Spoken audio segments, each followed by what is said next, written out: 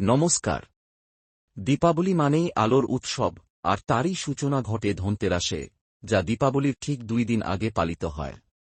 ধন মানে সম্পদ, আর ত্রয়োদশী মানে ত্রয়োদশ তিথি। এই দিনেই দেবী লক্ষ্মী ভক্তদের গৃহে আগমন করেন ও তাঁদের ইচ্ছা পূরণ করেন বলে বিশ্বাস। পৌরাণিক কাহিনীতে বলা হয়, রাজা হিমার পুত্রের ওপরে অভিশাপ ছিল, বিয়ের 4 দিন পর সাপের কাণ্ডে তার মৃত্যু হবে।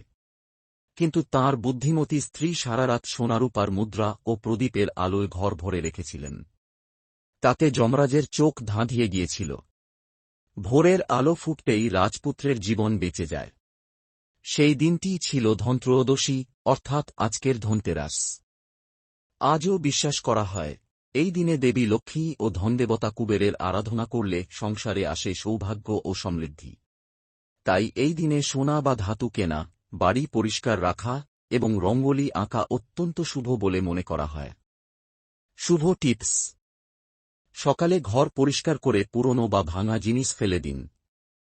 নতুন পার্স কিনে তাতে শ্রীযন্ত্র, কাঁচা হলুদ ও কড়ি রাখুন। নতুন ঝাঁটা কিনুন, কিন্তু পুরনোটা বাইরে ফেলবেন না। লোহা বা কাচের জিনিস কেনা এদিনে এড়িয়ে চলুন। মনে রাখবেন, ধনতেরাস শুধু কেনাকাটার দিন নয়, এটি ইতিবাচক শক্তি ও নতুন সূচনার প্রতীক। এই তথ্য জ্যোতিষশাস্ত্রের ভিত্তিতে দেওয়া হয়েছে। ভবিষ্যদ্বাণী বা পরামর্শের সত্যতা নিয়ে কোনো দাবি করা হচ্ছে না।